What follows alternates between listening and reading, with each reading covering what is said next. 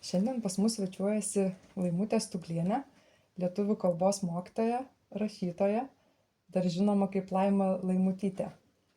Taigi, Laimutė, papasakokit, prašau, kur gimėt, augot, kokioje šeimoje?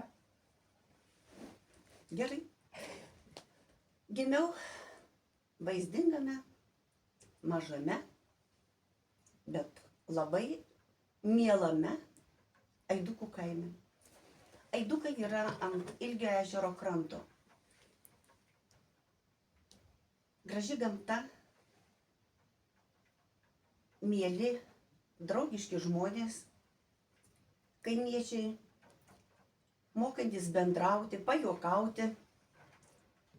Todėl mano vaikystė prabėgo tokio gražioj saulėtoj aplinkoje. Buvau ir tėvų, ir senelių mylima, lepinama, todėl kad pirmoji ir vienintelė ilgą laiką buvau. Brolio susilaukiau būdama 10 klasėj. Tai 17 metų skirtumas beveik tarp manęs ir broliuko. Tai visgi man teko tos meilės ir dėmesio tikrai labai daug. O broliui ko gero mažiau, nes jau ir seneliai buvo pasenę, ir tėvai didžiuosiuose darbuose buvo labiau prapuolę, negu kad aš augau. Tai man pasisekė. Ir dar pasisekė vienu aspektu. Mano senelės Stasė Kairienė buvo garsi audėja, tautodailininkė, priklausė liaudies meno draugijai. Be to ir siuvėja buvo puikiai. Ir mūsų senelių namuose visą laiką buvo labai daug žmonių.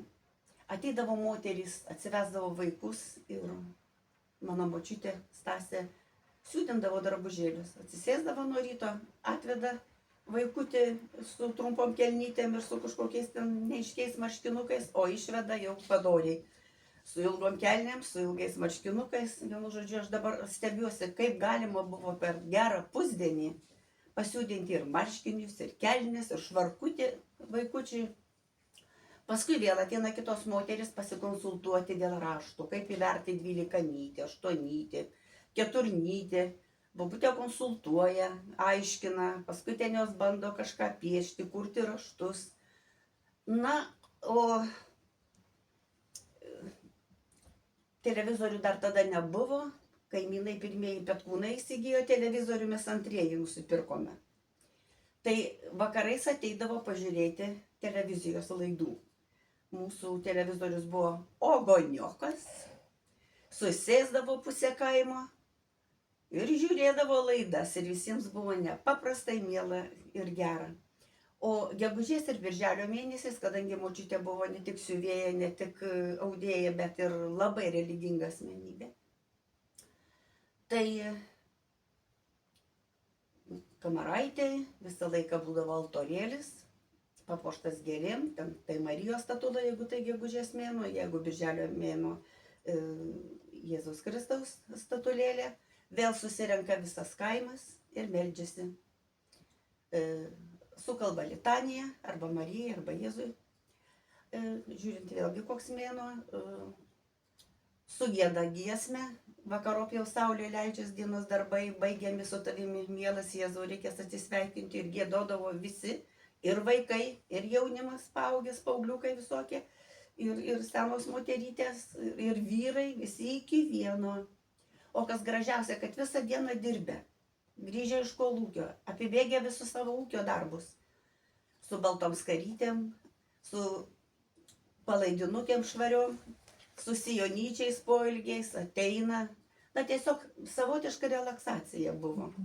Ir dar kas įdomu, jeigu kurio nors vieno trūksta, Laimut bėg pašoko, gi netėjo. Ir bėgam, ir šaukiam, ir laukiam, ir ateinam. O kol žmonės renkasi, mes vaikai kvadratą žaidžiam. Berniukai, mergaitės, o tas sviedinys nedorėlis, visi daržą pliumpt, o daržai pasodinti, jau tik tai pagavę augti augalai. Dėdukas sėdėdamas rūko pypkę ir sako, nemėtykit sviedinio į daržą. sviedinys ir vėl kaip tyčia, bumt. Kam pasakyta, vaikai, nemėtykit sviedinio į daržą. Bumt ir vėl sviedinys. Dedukas atsilenkia peiliuką tokį turėjime. Nueina į daržo vidurį, paima mūsų sviedinį su peiliuku. Pukšt. Pš, sviedinukas. Ir suvyko. Bet nei bara, nei reikia, nei šaukia, nei varom. Žaiskit. Va, tai tokie šviesūs, gražūs prisiminimai Aidukose liko. Na, o paskui tėvai išvažiavo į miestą, nes nematė ateities kolūkyje. Tėvelis gavo darbo autotransporto įmonė, autobuso vairuotojas, o mama nuėjo į duonos kepyklą, darbininkė kepti duoną. Bet sveikata neleido ilgai būti kepykloje, tai perėjo į Zigmo Žemaičio vidurinę mokyklą, budėtoje, paskui naktinę auklutę. Ir iš karto neturėjo kur gyventi, gyveno pas giminaičius. Ir manęs nepaėmė. Nepaėmė ne todėl, kad nemylėjo, o todėl, kad nebuvo kur tą vaiką dėti, kai nuomoja mažą kambarėlį pas svetimus. Ir aš pradėjau lankyti Šventos 8-metę mokyklą. Labai netoli Šventa nuo Aidukų. Vėlgi gal 1,5 kilometro, jeigu tiesiai, tai gal net ir šiek tiek mažiau. Žiemą šiek tiek daugiau, nes reikėdavo pereiti užpustytą ežerą, pasiekti šilelį, taip vadinamą, pereiti visą šilelį, patekti į vieškelį ir tada jau pasiekti mokyklą. Bet vėlgi eidavo būrys vaikų, mums jau būdavo liūdna, o mokykloje labai patikdavo, pradiniai klasiai. Man labai patiko mokytoja Liokadija Navikienė. Pirmokai, antrokai, trečiokai ir ketvirtokai vienoj patalpoj. Maždaug 20 vaikų, visi skirtingų klasių. Bet koks mokytojas meistriškumas. Sugebėdavo visus įdarbinti ir visus apklausti. Ir prie kiekvieno pasilenkti. Ir kiekvienam paaiškinti. Kažin kaip dabar būtų. Jeigu su 4 klasėm vienu metu ir labai sparčiai, labai produktyviai dirbti. Na va. O gavo butą paskui tėvai ir žadėjo mane paimti. Prasidėjo graudūs verksmai. Jūsų? Nevažiuosiu taip, man labai čia patinka. Na ir nevažiavau ir 8-metę baigiau kaime. Į 9 klasę persikrausčiau į miestą. Ir būdavo labai gražus dalykas, einam abidvi su mama, kadangi manęs nematydavo. Su mama visi vaikščiojančios po miestą. Prieina kokias moterėlės ir sako, tai čia tavo sesė jaunesnioji. Mama sako, sesė. Sesė Laimutė. Tai va. O kai paskui netikėtai po šitiek metų atsirado broliukas, tai mama vežiojasi vežimėlį savo sūnelį. Tai čia jau dukros vaikas? Tai va tokie keisti klausimai ir keisti sekdavo atsakymai su juokelis. Na va, o į vidurinę mokyklą, kai atėjau, tai vėlgi patekau į tokią labai gerą klasę. Jauną auklėtoją turėjo, mokytoją Janiną Nabalotnąją. Tai tada buvo Janina Mačiulytė. Ir klasės draugai visi arba lankydavo muzikos mokyklą, arba lankydavo šokių būrelį, arba užkietėję fizikai, matematikai. Na, kuriančių tokių, rašančių. Tiesa, vienas Richardas Leleiva vaidindavo, visur dalyvaudavo, bet jis paskui pabėgo iš mūsų. Tai va, tai aš tokia jau buvau daugiau lyrikė, ne fizikė. Bet jūs jau mokykloje pradėjote kurti, ar ne? Mokykloje, Šventoj. Aha. Ten irgi tokia istorija buvo labai keista. Man visą laiką prenumeruodavo močiutė Genį, paskui jau kai Lietuvos pionierių laikraštį, o pati irgi labai mėgdavo skaityti, tai ir rajoninį laikraštį Žvaigždę, ir Valstiečių laikraštį, ir Gimtąjį kraštą, tada labai populiarus buvo laikraštis Gimtasis kraštas. Ir aš įsižiūrėjau, kad Valstiečių laikraštį yra rubrika poezijai. Na ir turėjau eilėraščių prisirašiusi, galėjau juos siųsti į Lietuvos pionierių į Genį, bet man kažkodėl pasirodė, kad ten per prasta. Ir reikia į Valstiečių laikraštį nusiųsti, kadangi aš kaime gyvenu. Ir išsiunčiau už tuos 3 eilėraščius, bet ne savo pavardę, o slapyvardžiu Laima Laimutytė. Mano galvelė rodė, kad daugiau tokios pavardės visoje Lietuvoje nėra, kurią aš susigalvojau. Deja, klydau. Paskui labai nusivyliau. Iš tikrųjų, Laimutyčių yra tokia pavardė. Laimutytė. Ir dabar yra. Va, nu ir žinokit, praėjo gal koks mėnuo, gal ir daugiau. Ir iš Valstiečių laikraščio ateina atsakymas. Užrašyta. Laimai Laimutytei. Šventos paštas, Aidukų kaimas, Švenčionių rajonas. Pašte dirba tokia Marytė Petkūnaitė. Laimos Laimutytės nebuvo girdėjusi, kad Aidukuose tokia asmenybė gyventų. Laiškininkė dar nuėjo kolūkio kontorą. Sako, gal jūs žinot, gal kas nusipirko kokį naują namą ar ką ir vat atvažiuos gyventi, o jau žmogus parašė tokiu adresu. Subėgo visos buhalterės ten gaskas. Ai, sako, atplėškim tą voką, pažiūrėkim ir tada žinosim. Ėmė ir atplėšė. O ten Algirdas Verba, tuo metu buvo, matyt, Valstiečių laikraščio korespondentas, poetas ir galbūt atsakingas buvo už tą poezijos skyrelį. Man rašo atsakymą, panalizuoja mano eilėraščius, pažada, kad vieną eilėraštį apie kaimą ir apie saulę būtinai išspausdins, o su kitais, kada reikia padirbėti, patobulinti juos ir visą kitą.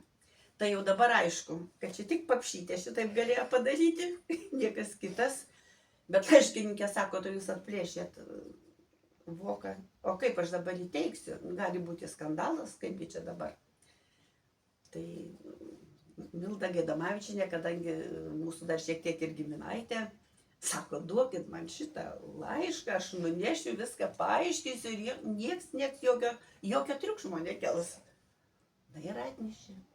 Kokia audra buvo namuose, kas tu savo pavardės neturi, kas tu dar koks vaikas, kas čia dabar darosi, kokia gėda, ar negalėjai savo pavardę parašyti.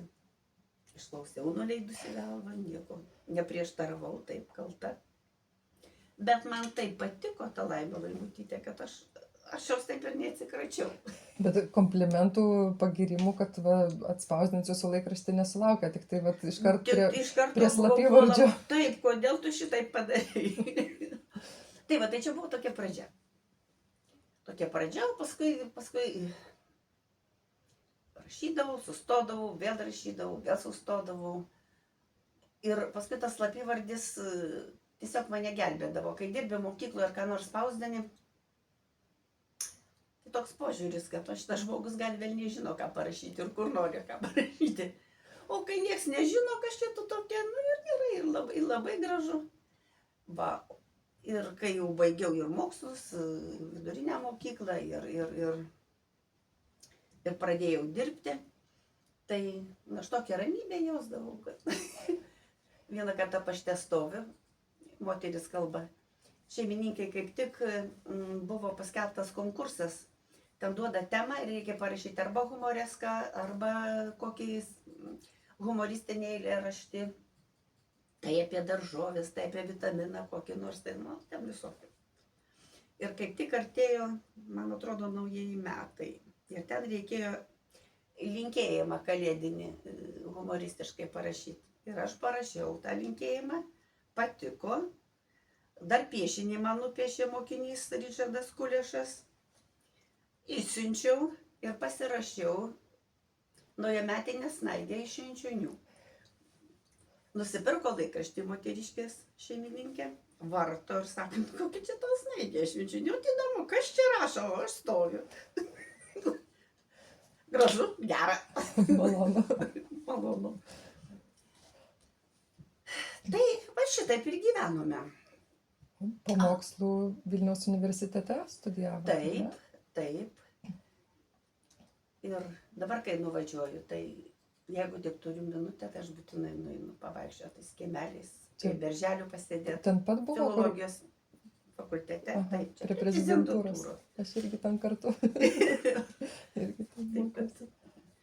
būtina ekskursijos dalis, Aha. patekti į Alma universitetą. mater, ne? Vėl, į alma mater. Aha. O baigusi universitetą, tada iškart ir pradėjote Švenčionių profesinio Tai, rengimo centre? Nuėjau į švietimo skyrių. Studentas sako, reikia kaime lituanistų, betgi tau reikės važinėti. Vaikeli, tu čia butą turi, tėvelius turi. Įsivaizduoji, ką reiškia važinėti. Eik tu į pionierių namus ir gausi pamokų, kurioje nors mokykloje. Bet čia, sako, vietoj. Ir būsi laiminga. Ko ten lakstyti po tas ulyčias? Taip jis ir pasakė. Nu ir aš patenkinta grįžau, kad iš miesto neišvažiuosiu, bus labai gerai.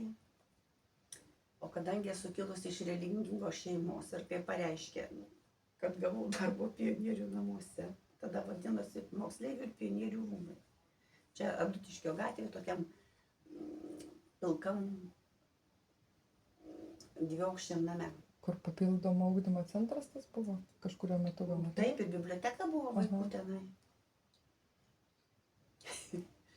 Tai pradėjote ten dirbti iš Taip, karto taip, universiteto? pradėjau dirbti ir 3 metų aš ten praleidau ir visai neblogai man ten buvo. Bet mano šeiminai tai nepatiko tas darbas. Paskui dar mane pradėjo kalbinti į komjaunimą, kadangi tokia aktyvesnė gal buvo ar ką. Ir vėlgi reikėjo visur jaunų žmonių. suprantat. Tai ir vėl pasikėlė triukšmas, kad nebandyčiau aš ten eiti, nes sakė, iškosies būto ir gyvensi atskirai. Tai va.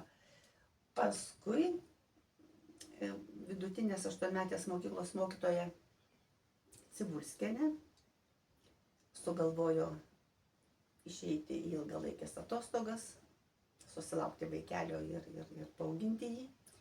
Ir tada aš ten pradėjau važinėti, bet vėlgi Švenčionys Rokiškio autobusu pirmadienį, penktadienį, 2 dienos. Tai yra autobusas, tai nėra. Tai laimė, jeigu mano tėvelis budėdavo, žinotgi, ten visą laiką budintysis autobusas yra.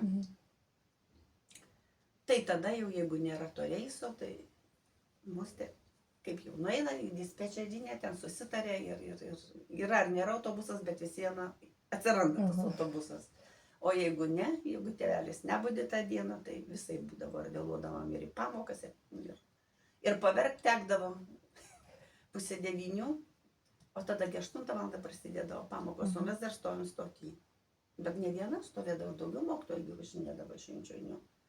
Tai va, tai tokia nervozija ten buvo. Ir paskui grįžo Cibulskienė iš ilgalaikio atostogų ir pasibaigė mano mokslai ir darbai vidutiniai. Tada pasitaikė proga į technikumą. Ir patekau į labai tokią darbingą aplinką. Tuo metu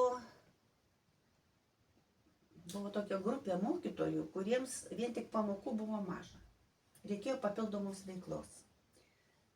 Tai viena iš jų tokia buvo Saulė Sadeckaitė, pati chemikė, bet rašė eiles, kūrė dainas, puikiai vesdavo vakarus, visokius, ir literatūrinius, ir teminius, tarkim, vadovavo folkloriniam ansambliui, paruošdavo konkursams solistus, pavyzdžiui, Lopetaitė. Jeigu ne Saulė, kažin ar mes būtumėm turėję tokią dainininkę solistę. Va. Bronius Lazaraitis. Zootechnikos mokslus baigęs, bet subūrė pučiamųjų orkestrą. O žinokit, atėjo mokiniai tai ne iš muzikos mokyklos. Niekada. Instrumento nelaikė rankose. Tai kiek reikėdavo repeticijų, o pučiamieji, tai galite įsivaizduoti, kokios repeticijos sunkios. Tai po pamokų, paskui eidavo netgi pavakariais, jau drūtai pavakariais, kai jau mokiniai pamokas paruošdavo bendrabutį, vėl repetuoti. Tai ten aš nežinau, kokio reikia darbštumo, noro, kantrybės, kad pasiektum kokį rezultatą. Ir būdavo žemės ūkio mokyklų šventės, visą laiką prašo cirkliškiečius dalyvauti, todėl kad reikia orkestro. Veda koloną cirkliškiečiai, todėl kad kitur, na, kažkaip Vilniaus apskrity ir nesigirdėdavo, kad kitas žemės ūkio mokykla turėtų, tarkim, tokį orkestrą. Ana Marmienė, tautinių šokių būrelis, agronomė. Vėlgi, kas verčia? Niekas. O visose dainų šventėse respublikinėse, pasaulio lietuvių dainų šventėse, mūsų mokiniai vadovaujami Anos Marmienės ir konkursus laimėdavo, ir visą laiką patekdavo į dainų šventę, ir labai gražiai pasirodydavo, ir kostiumus paskui iš dainų šventės atsiveždavo už ačiū. Gražu. Tada susilaukėm Daivos Jasiulioninės fizikės, ypač šokusi visur. Ritminių šokių būrelis. Vėl labai greitai Respublika sužinojo, kad yra toksai cirkliški kolektyvas. Na, ką dar galėčiau paminėti iš tų fanatų tokių.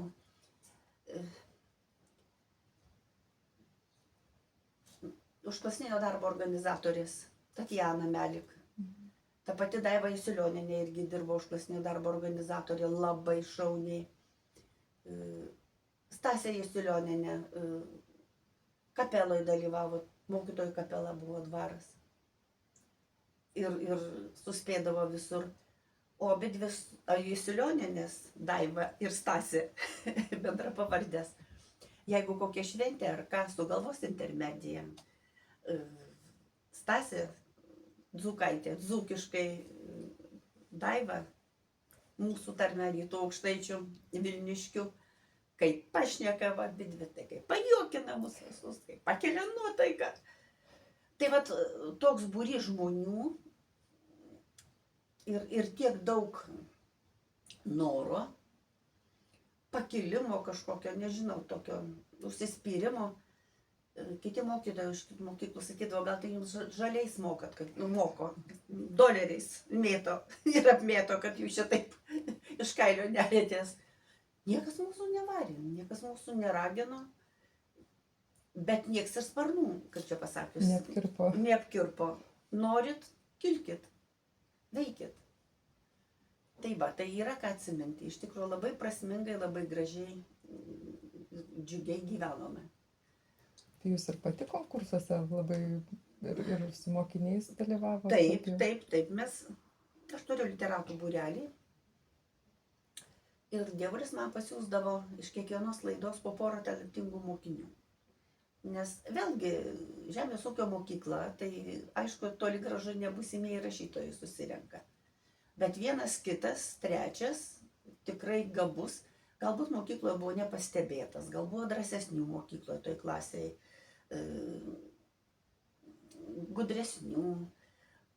O čia atėjo ir atsiskleidė. Tai va, tai mūsų tokie pagrindiniai konkursai buvo Lietuvos kovų ir kančių istorija. Šitą respublikinį konkursą organizuodavo genocido centras ir kasmet jis vykdavo. Ir mes kasmet dalyvaudavom ir visą laiką parsiveždavom 1, 2, 3 vietą. Taip jau mums sekdavosi. Na, paskui prasidėjo Palangos haiku. Tai mano mokiniams ten irgi neblogai sekėsi. Likdavom pastebėti ir apdovanoti.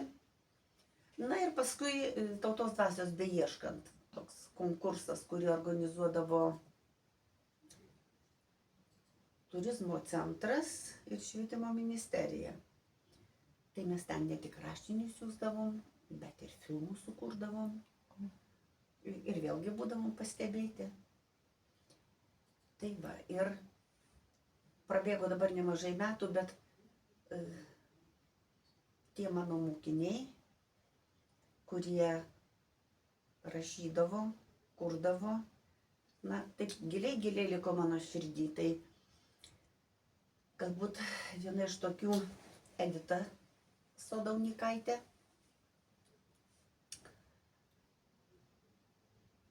Richardas Kulešas, jis ne tik rašydavo, bet ir piešdavo.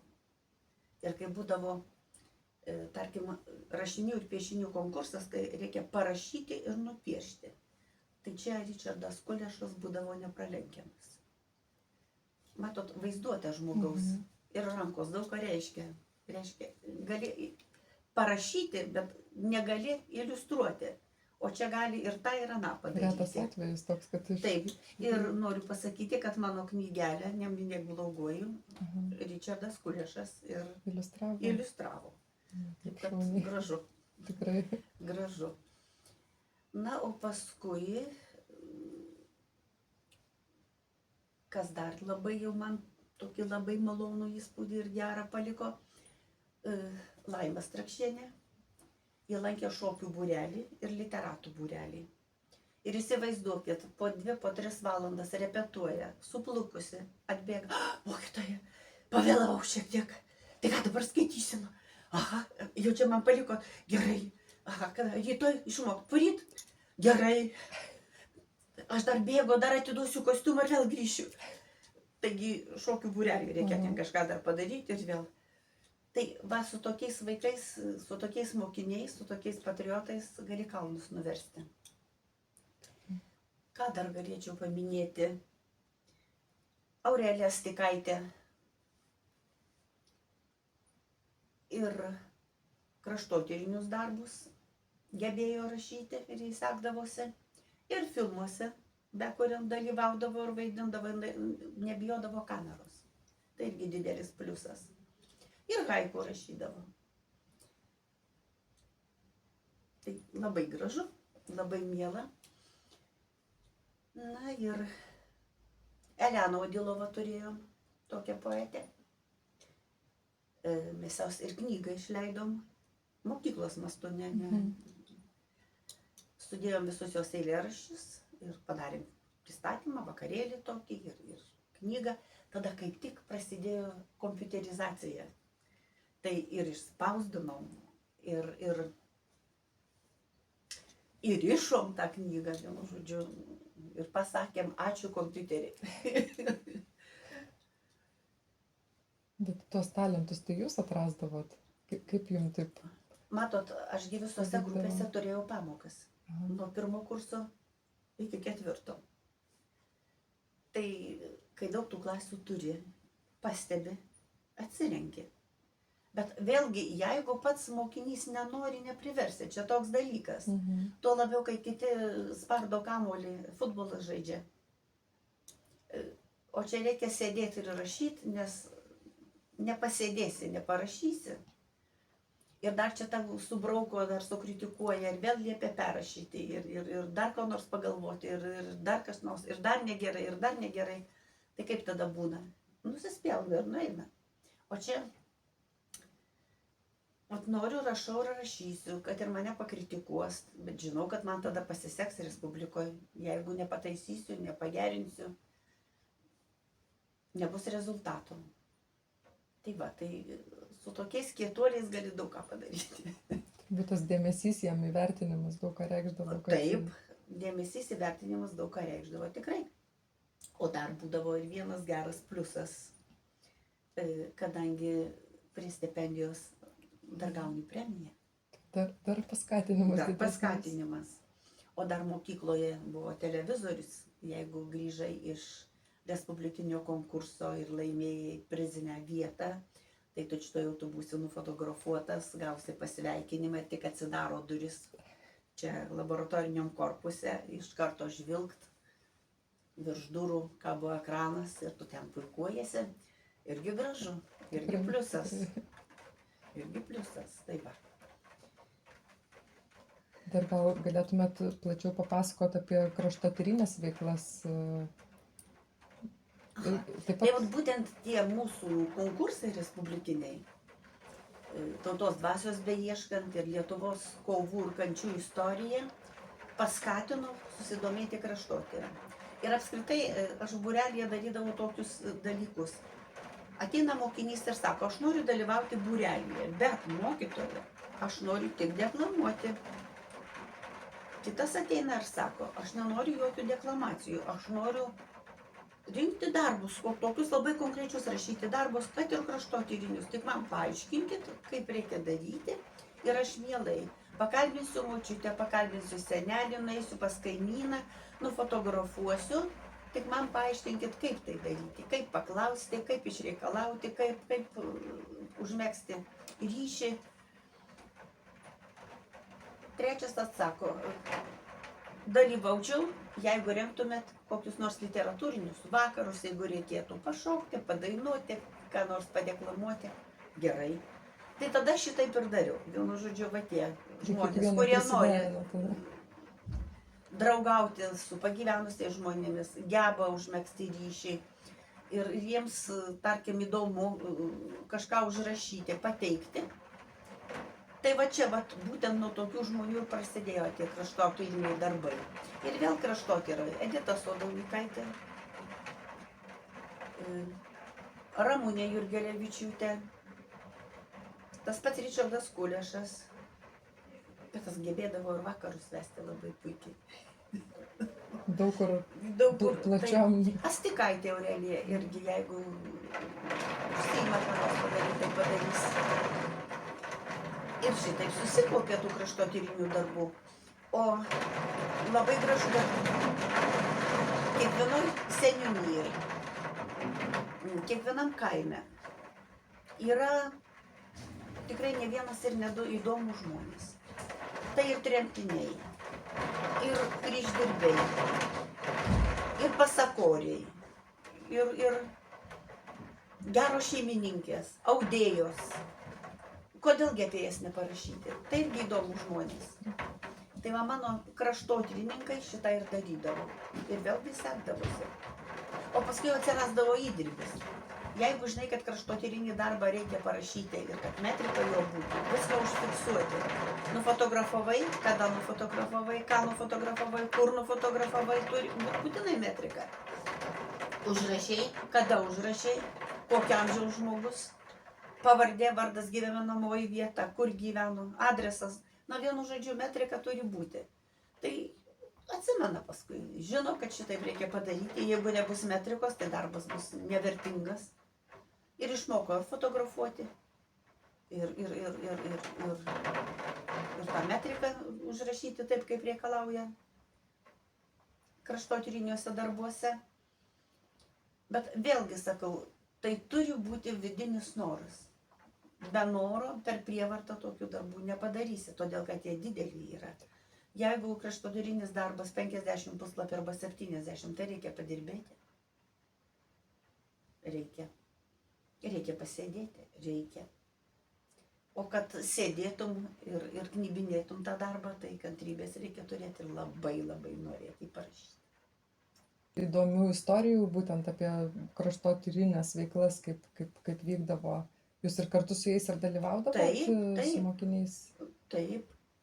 Ir filmuodavom kartu, nes aš filmavimo meno visiškai nebenutuokiu. Tai kažką dar į pagalbą turbūt tada? Bet rasdavom mokinių, kurie būdavo, tarkim, jau išbandę šitą žanrą. Tai vestuvės filmavę, tai gimtadienius filmavę, kartais sėkmingiau, kartais nelabai sėkmingai. Na va, ir tada važiuodavom visi kartu, o aš ten pareguliuodavau, susitardavau, kad mūsų žmonės lauktų, kad mus priimtų. Štai, pavyzdžiui, mes pirmą vietą tautos dvasios beieškant laimėjome, kai sukūrėme filmą apie Vilnų karšyklą, apie Lilę Puziriovą ir jos amatą. Susitarėme su Lilė, labai mielas šiltas žmogus, gerai atvažiuokit, parodysiu viską. Nuvažiavome ir Lilė Vilnas atsinešė, parodė tą karšimo aparatą, rodė, kaip daryti veltinį, mergaitės darė, berniukai filmavo, aš lakščiau reguliavau, kad čia būtų, kur čia geriau, kur čia šviesiau, kur čia tamsiau. Nu. Ir mes sukūrėm nuostabų filmą. Ir vėlgi toks nuoširdumas ir pati Lilė labai nuoširdžiai pasakojo ir rodė. Ir tos mergaitės labai stengiasi viską daryti taip, kaip jas mokė. Ir galutinis rezultatas skrybėlė iš Vilnos. Ir Respubliką sužavėjom, būtent karšykla ne kiekvienam mieste yra. Va, ne kiekvienam mieste yra ir tokia Vilnos gamybos amatininkė, kuri geba ir veltinius, ir skrybelės, ir pirštinės, ir batelius iš Vilnos pateikti.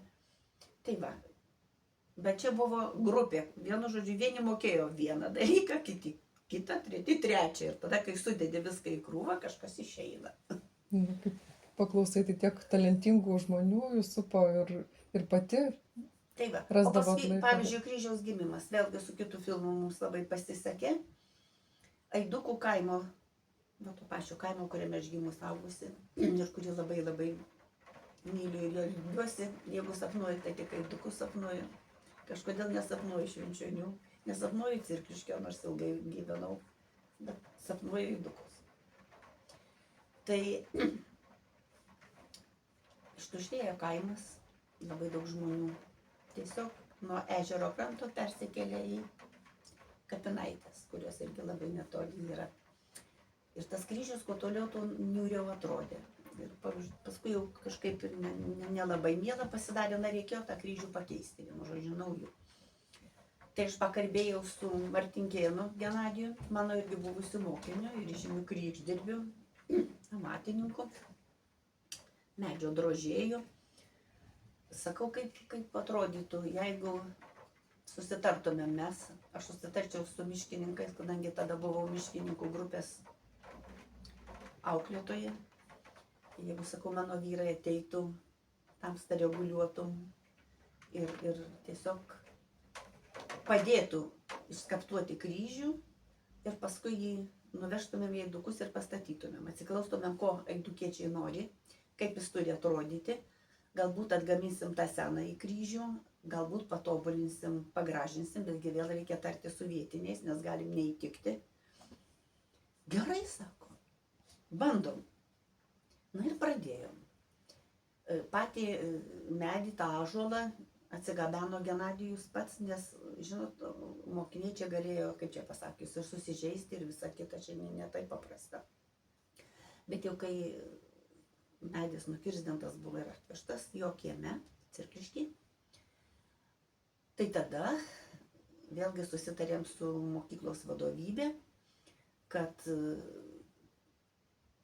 ir aišku, aš susidariau su vaikinais, kurie nori dalyvauti visame šitame procese. Tai kombinezonus davė, apsaugos priemonės, kad nesusižeistų veido, kepures, pirštinės, guminius batus. Ir mes visi nužygiavom pas Martinkėną. Martinkėnas jau laukė, paaiškino. Ir tada 2 kartus ar 3 kartus per savaitę susitarėm, po pamokų keliaujam ir kokią nors detalę padarom. Vieną. Ar ten sulygina kampus, ar ten kokį ornamentą išdrožia. Genadijus parodo. Ir kas įdomiausia, kad prie viso šito darbo prisidėjo mergina. Iliuk. Natalija. Ir ji ten buvo mūsų siela, mūsų dvasia. Man nereikėdavo ieškoti berniukų, nes, žinot, vieniems viena pamoka, kitiems kita, nu va čia reikia jau ateiti, tai jūs dar nėra. Natalija visiems paskambina, surikioja visiems kombinezonai jau paduoti, išdalinti. Ir mes čia gražus, pasipuošę, ryškus ateinam. Na va, tai mes gal ten darbavomės kokį mėnesį, o gal ir daugiau. Tada susitarėm dėl transporto, jau kai kryžius buvo pagamintas, atvažiavo didelė mašina, įkeldino tą kryžių į kėbulą, sutvarkėm, o mes patys su mokyklos autobusiuku, visi ir tie, kurie kryžių gamino ir tie, kurie filmavo. Nuvažiavom į Eidukus. Ten vėlgi iš pagrindų duobę iškasė, kryžių pastatė, kryžių įmontavo, sucementavo, vienu žodžiu visus padarė darbus ir visą tai mes nufilmavom. Paskui ten šiek tiek pakarpėm, patvarkėm, išsiuntėm į Respubliką, Tautos dvasios beieškot, ar gali būti geresnis filmas kaip Kryžiaus gimimas. Ir paskui dar filmo pabaigoje paklausėm eidukiečių nuomonės, kaip jums ar patiko kryžius, ar ką, buvo visi sužavėti. Kryžiaus antroji pusėje ten pavardės užrašytos jaunų žmonių, kurie įgamino. Ir filmas liko, ir kai kurie užsisakė filmą, dublį padarėme eidukiečiai, kad turėtų kaip relikvija. Va ir dabar stovi tas kryžius, gražu. Na ir jauniems žmonėms pamoka, kad yra kažkokia vertybė, kad siekiamybė yra, kad kažką reikia įamžinti, palikti pėdsaką. Ir liko tas pėdsakas. Ir tiesiog stebėjosi, o visi labiausiai stebėjosi mergina, Natalija Iliuk. Nes ten ir Vilnius kaldė, aš nežinau, verda rankose darbas ir miela žiūrėti. Bet vėlgi čia tokio dalyko nepriversi, neįkalbėsi, reikia, kad iš vidaus būtų tas noras, didis noras. O iš jūsų mokinių, kurie kūrė, gal žinot, ar šiuo metu iš jų dar tebekūrė, ar tik tai kol prie jūsų buvo kurdavo, nežinau? Sunku pasakyti. Žiūrėkit, kai Elena Odilova išėjo, tai jį va čia jūsų bibliotekoje, man atrodo, irgi svečiuodavosi, bet čia labai labai seniai buvo. Kur dabar jinai yra, aš nežinau, bet žinodavau, kad jį kažkur siūsdavo, kažką darydavo, tai dėl Odilovos. Dėl Richardo, jis dabar užsieny, man atrodo, kad ne, kad sustojo. Nors, sakau, gabus vaikinas ir galėjo ir piešti, ir rašyti, ir ką tik nori daryti. Su Daunikaitė tikrai nerašo, žinau. Matyt, reikia to postumio. Bet apie tai ir norėjau pasakyti, kad labai svarbu. Reikia postumio, taip. Intrigos, suintriguot, uždegt ir tada tik matyt pajuda reikalas. Kokį didelį darbą darėt. O tarp visų tų kūrybingų žmonių, ar pačiai likdavo laiko kurti, rašyti? Likdavo. Ryte važiuodavau į darbą su kaimynu, su pavaduotoju, o atgal dažnai grįždavau pėstute iš Cirkliškio, iš Švenčionys. Bet man tai buvo visai nebaisu. Aš kol ateidavau iš Cirkliškio iki namų, aš daug apmąstydavau. Ir kartais netgi sustodavo, kad nors susirašydavo. Tai jas prapūsdavo man galvelę, nes jeigu 7 ar 8 pamokas turi, tai toj galvelė jau dievai žino į vakarą, kas darosi. Vėjas prapučiai, paskui vėl kažkaip atgauni. Tai ką reikia atgauti? Taip. Eidama netgi sako, kad kurdavo. Sustoji. O kas jūs įkvėpė? Teko kažkur skaityti, kad Kazio Binkio, Algimanto Baltakio, Vytauto Mačernio trioletais žavitės. Ar čia tam tikrais etapais, ar kaip čia pas jūs buvo? Žinot, man visą laiką įdomu ir kurti, ir tokius labai griežtos konstrukcijos kūrinius. Man tos baltosios eilės, aš bandžiau, bet kažkaip plaukia ir išplaukia viskas, nežinau, ne mano ten stilius.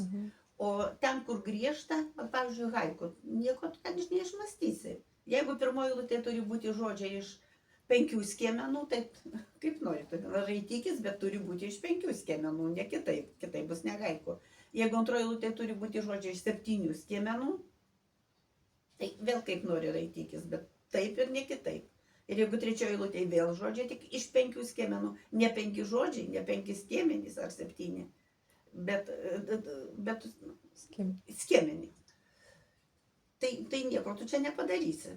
Ir vat gimsta įdomumas, o kaip čia reikia padaryti, kad įveiktum vat šitą reikalavimą. Tarkim, tas pats ir su trioletais. Na va, ir trioletai, kadangi jame yra 8 eilutės ir reikalavimas toks, 1, 4 ir 7 eilutė turi būti vienoda, tokia pati. Pageidautina, kad 2 ir 8 eilutė vėlgi būtų tokia pati. Ir nieko čia neišmastysi, tiesiog turi taip sukonstruoti tekstą, kad jis skambėtų, kad būtų prasmė ir kad įveiktum reikalavimą trioleto. Tas pats ir su sonetu. Jeigu sonete yra 14 eilučių ir 3 posmai po 4 eilutės, tarkim, ir 2 eilutės apibendrinančios, čia yra iš viso 14 tada bus, ar ne? Klasikinis sonetas, tai vėlgi jo nebepakeisi, turi laikytis tokių reikalavimų. Jeigu šiuolaikinį sonetą rašai, vėlgi 14 eilučių, bet ten 2 posmai po 4 eilutės ir 2 posmai po 3 eilutės. Eilučių skaičius tas pats, bet išdėstymas jau kitoks. Ir turi įveikti tą sunkumą. Turi įvykdyti struktūros reikalavimus, žanro reikalavimus ir kažką pasakyti. O kai pradedi kartoti tą patį per tą patį, tai kartais mintis ir dingsta. Ir ją reikia kažkaip sugauti ir išlaikyti. Tai va čia man buvo įdomu visą laiką pasigalinėti su tokiais griežtais reikalavimais. Ir taip gimė knygelė trioletų. Gal kada nors gims ir sonetų. O būtent apie trioletus kalbant, jūs ne tik bendrinę kalbą kuriate, man patiko, kad ir tarmiškai. Taip. Kaip čia tokia idėja kilo jums? Man visą laiką norėjosi kažkaip savo tarmę pareklamuoti. Ir atsirado būdas, kaip tai pabandyti. Nes, man atrodo, tarmiškų trioletų Respublikoje neypatingai daug ir yra. Gal Žemaitijoje kas nors rašo, nežinau, bet man tai neteko. Originalu, tikrai. Gražu. O apie knygą Haiku akvarelės kalbant, jinai parašyta ne tik lietuvių kalba, ir angliškai yra, ar ne? Taip. Čia irgi sudėtingas planas atrodo. Planas chuliganas. Žinot, kaip čia buvo? Čia vėlgi kalti konkursai. Pirmiausiai Haiku Palangą įsijungiau aš pati, kadangi ten ir moksleiviams, ir suaugusiems konkursas. Tada suintrigavau mokinius ir kai kas susikabino kabutėse. Pabandė. Pasisekė vieną kartą, kitą kartą. Kas įdomiausia, kad dar mokykla mus ir palepindavo, duodavo transporto nuvažiuoti Palangą ne taip paprasta. Gabalas kelio ir kuro kiek reikia, ir žmogų gaišinį vairuotoją. Bet išleisdavo. Va, tai mes ten gal kokiuose 5 konkursuose dalyvavom Palangoje. Tai kai rašai visą laiką, kaupi tą medžiagą ir jos susikaupia. Ir mokinių haiku sukurtų, ir mano pačios. O tada prasidėjo baisus laikai, epidemija. Aš turėjau būrelį, anglų kalbos mokytoja turėjo būrelį, užsienio kalbos. Ir mums buvo pasakyta, mąstykit, pinigus gaunat už būrelį, veikit. O kaipgi veiksi namie sėdėdamas, uždarytas. Tai mes tada pasikalbėjom, sakom, paruošiam mokinių haiku lietuviškai, anglų kalbos būrelis kartu su mokytoja bando versti. Jeigu pamatysim, kad per silpni mūsų dantukai, nes čia, ojojoj, kaip reikia, atsisakysim. Bet jeigu pavyktų, tai bus mūsų 2 būrelių labai konkretus ir didelis darbas nuveiktas. Ir pasiteisinsim, kad ne veltui pinigus gaunam už būrelį, kad štai nuveikėm ir nemažai padarėm. Ir pabandėm. Ir padarėm 2 variantus. Vieną popierinį variantą, o kitą kompiuteriu. Ir paskui pakritikavom ir kitiems davėm paskaityti, kaip tai atrodo. Na ir nieko. Parodėm valdžiai mokyklos ir jiems patiko. Va. Tada man kilo tokia mintis, taigi gerai, jeigu su mokiniais taip jau gražiai pasidarbavom, tai galima gal ir mano tada sudėti į vieną vietą ir pabandyti versti. Ir mokytoja Dovilė sako, gerai, pabandom. Ir išvertė. Ir sudėjom. Ir knygelė gimė. Ir angliška, ir lietuviška. Kaip šaunu. Va. Ir kai buvo čia vakaras mano bibliotekoje, tai tada Dovilė ir pasakojo tą visą reikalą, kaip čia mes dirbome. O ten ir iliustracijos? Va čia? Ar nebuvo ten? Ne, Ai. čia be nieko. Aha, O ten, kur mokinių, aha. kompiuterinis, kur variantas yra, tai ten ir jūros bangos, ir gėlės, ir visa kita, ten ir muzikos šiokio tokio fono yra. Ten poetiškiau. Aha. O čia tokia klasikinė versija. Tai va. O apie haiku trioletus trumpai pašnekėjom, dar ir humoreskas kūrėte? Taip. O kodėl? Todėl, kad aš labai ilgai bendradarbiavau su šeimininkė ir su rasomis. Man net pasiūlymas buvo rytų Lietuvos regionui reikėjo korespondento. Ir kauniškiai ieškojo žmogaus, kuris galėtų šitą darbą padaryti. Ir kadangi aš ten nusiųsdavau, sakau, tai humoreska, tai dar kas nors, tai dar kas, tai kokia eilėraštį. Tengi tai gamtos, kaip sakoma, ir praktiškų darbų laikraščiai. Bet jie turėdavo rubrikas tokias. Ir vat kaip tik ten ir spausdindavo mano kūrinėlius. Tai susikaupė pluoštas tų visų dalykų ir paskui pagalvojau, kad gal, jie taip ir įsibalodos, va.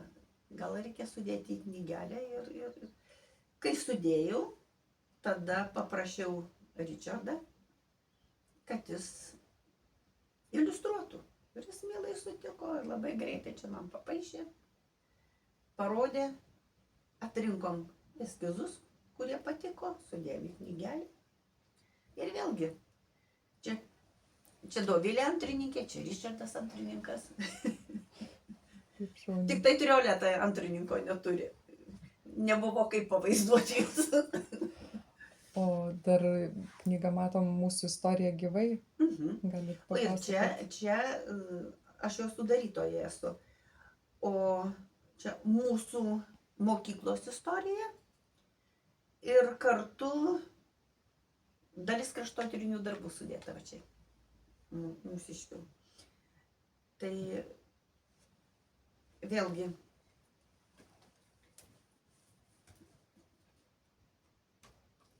buvo paskelbtas projektas Mūsų istorija gyvai, respublikinis. Ir mes į tą projektą, ko gero, paskutiniai įsijungiam. Tai kai paskutiniai įsijungiam, tai negavom pinigų. Smulkmenėlė tokia, ar ne? Smulkmenėlė tokia. Laimė, kad paskui mūsų mokyklos vadovybė, direktorė, pavaduotojai tarėsi su savivaldybė. Ir savivaldybė, kadangi gal nunešė medžiagą parodyti, kas čia surinkta, ką mes norėjom padaryti, davė pinigų. Artėjo mokyklos jubiliejus. Ir kažkaip dar atsakyti nebuvo galima. Ir reikia knygelės, knygelė beveik paruošta, o pinigėlių trūkumas. Tai va, tai dėl to ir padėka atsirado rėmėjams ir knygos sudarytojams. Vat ir ačiū ir merui, ir visai savivaldybei, kuri visgi buvo balsavimas, pakėlė rankelės, pritarė. Va, ir mes gavom tų pinigų ir knygelė pamatė pasaulį. Ir kaip tik pasirodė tada, kai vyko mokyklos jubiliejus. Va. Ir mano visi kraštotyrininkai su savo darbeliais va čia ir pateko. Ir kas įdomiausia, kad ir visa mokyklos istorija sugulė va čia irgi. Nes mokykla kelis kartus keitė pavadinimus. Ir reikėjo žinoti tuos visus dalykus. Gražiai jam žinot ir apipavidalinot. Apipavydalinom, taip, ir gražiai išleido čia ir pinigėlių nemažai už tą knygelę. Reikėjo sumokėti, bet ačiū Dievui, kad buvo ir mūsų rajono valdžios supratimas, ir mokyklos vadovų supratimas, nes kitaip važiavom į Plungę pasižiūrėti, kaip kiti išleidė knygas. Jau Zigmas Žemaitis buvo išleidęs. Pristatėme tame buvome ir patys parodėme, ką turime sukaupę. Ir nieks tada nesakė, kad jūs negausit pinigų. Ne todėl, kad blogai parašėte ar nesilaikėt konkursą. Mes viską suspėjom. Bet, sakau, kadangi paskutiniai buvom parašę ten, mus priėmė į tą būrį. Viską pasakė, kad bus finansavimas. Bet kai atėjo reikalas mokėti, tai pasiraudė, kad pinigėlių jau nebėra. Tai vad gerai, kad mus pagailėjo rajonas. Oi, ašgi dar nepasakiau, kad mes su literatais buvom pastatę 2 scenos veikalus. Žaldokinę ir Amerika pirtyje. Bet aš jau buvau pastačiusi tos visus veikalus su savo auklėtiniais. Labai šaunius turėjau mokinius, tai buvo mano gal antroji laida. Va čia kaip tik ir yra iš Amerikos pirtyje. Pasižiūrėkit, kokia agotukas, bekampienė, žydelis. Graži agotukė. Labai įspūdingai. Įspūdingai. Paskui irgi dar nufotografuosiu, pridėsiu. Ir žaldokinę buvom pastatę. Aš nežinau, jeigu dabar reikėtų, tai būtų prarastas reikalas. Vėlgi, kokie nepaprasti buvo vaikai, mokiniai. Aš visą laiką sakau vaikai, nes jie man kažkaip per 4 metus taip įauga į dūšią. O čia mes prezidentūroje. Prezidentūroje buvote, ne? Tai ne kartą. Čia yra mūsų Edita Sodaunikaitė, šviesi balta. Buvo Frankfurte prie Maino knygų mugė. Lietuviai labai gražiai tada pasirodė. Lietuviai rašytojai. Ir tą progą buvo paskelbta respublikinė trumposios recenzijos. Respublikinis konkursas. Trumpoji recenzija. Vienu žodžiu, ką reikėjo daryti? Reikėjo pasirinkti kokią nors knygą mokiniui, ją perskaityti ir parašyti tos knygos trumpą recenziją. Ranka, nespausdinta. Formatas buvo duotas, dabar jau nepamenu. Ten mano Edita Sodaunikaitė perskaitė Gintaro Patacko poezijos Pergamento kriauklė, man atrodo, ta knyga vadinosi. Jai labai patiko, parašė recenziją, išsiuntė ir tapo laureatė. Ir visus laureatus pakvietė į prezidentūrą. Ir čia vat prezidentūroje kaip tik mus ir nufotografavo. Buvo ekskursija po visą prezidentūrą. Maloniai mus ten priėmė.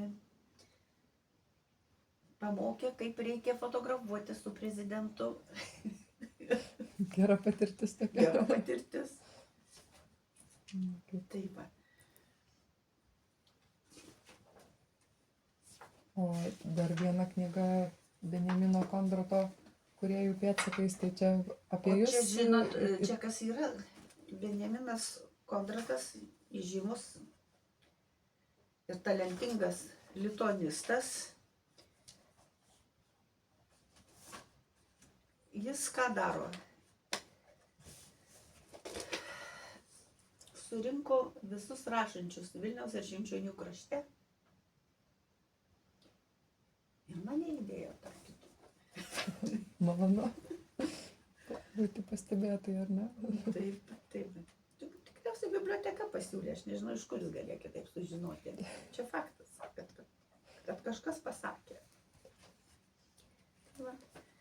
O dabar, kiek teko girdėti, jau mokykloje nebedirbat? Ne, nebedirbu, aš ir taip labai ilgai dirbau.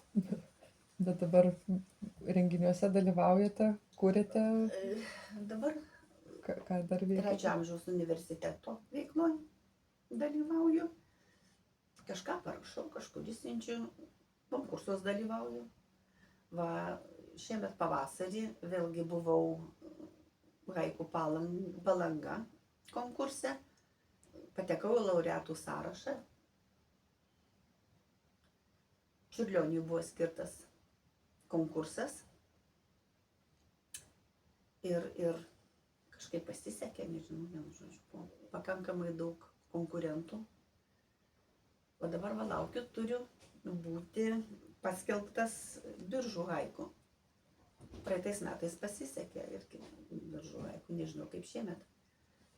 Praeitais metais visą vasarą rašėm haiku, išmeta žodį, kigo taip vadinama. Tarkim, knyga, plazda, mėnulis. Ir per savaitę turi parašyti haiku, išsiųsti. Ir šitai buvo 9 savaitės. Tada atrenka, tada dar žiūrovai atrenka, kas patiko, kas nepatiko. Na ir skelbia galutinį rezultatą. Ir galutiniam rezultate buvo pastebėta. Va, kaip šaunu. O ar lieka laiko paskaityti knygų? Gal kažką? Kuo toliau, tuo mažiau. Mažiau. Atrodo, kad daugiau laiko ir tas įdomus dalykas ir tą norisi paskaityti. Bet nežinau, kur tas laikas dingsta. Bet iš to, ką esate jau perskaičiusi, ar yra kažkokia viena ar kelios knygos, kurias tokios, kaip čia, kurias visiems galima būtų rekomenduoti, kad būtinai reikia perskaityti? Visai neseniai perskaičiau Viktorijos Daujotytės Kai rašai nebijai. Siūlo visiems perskaityti. Nežinau, gal todėl jinai miela, kad ji mano dėstytoja buvo. Apskritai labai protinga moteris, talentinga, gili. Man labai patiko. Ten tiek daug autobiografinių dalykų, nesidalindavo savo gyvenimo epizodais, o ten atsivėrė. Ir kai pažįsti žmogų, kai esi bendravęs ir gavęs pamokų, kaip sakoma jos. Į pavyzdžiui, geba analizuoti filosofinę lyriką. Ten trupučiuką reikia turėti smegenų tam dalykui. Ir apskritai labai gerai parašyta knyga. Labai patiko ir patarčiau visiems paskaityti. Gerai, malonu. Ji tokio storumo, bet verta. Ir gal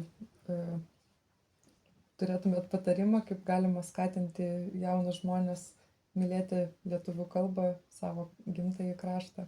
Pavyzdį reikia rodyti pačiam. Reikia netingėti. Rodyti pavyzdį. Uždegti. Jeigu tik tai žodžiais, nieko neišeis. Darbais. Ir tada susidomi jaunas žmogus. Ne visi, aišku. Bet atsiranda tokių, kurie susidomi. Ir eina tavo pėdomis. Ir tai labai gražu. Ašgi 4 mokytojas turiu iš savo mokinių. Iš Žemės ūkio mokyklos. Va, Jolanta Vilkauskaitė. Vilniui.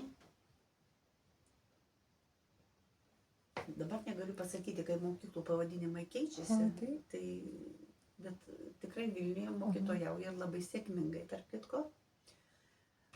Tada 2 seserys, Vaida Michnievič ir Lina Michnievič, Linda tai Zalagienė dabar, žinau jos pavardę kitą, Pabradės Ryto gimnazijoje, man atrodo irgi visai gerai sekasi. O Vaida dirbo Švenčionyse, pirmiausia baigė biologiją, paskui persikvalifikavo į lietuvių kalbos literatūros mokytoją. Tai Vilniuje dabar mokytojauja. Ir ketvirtoji mergina, tai Marija Abelytė.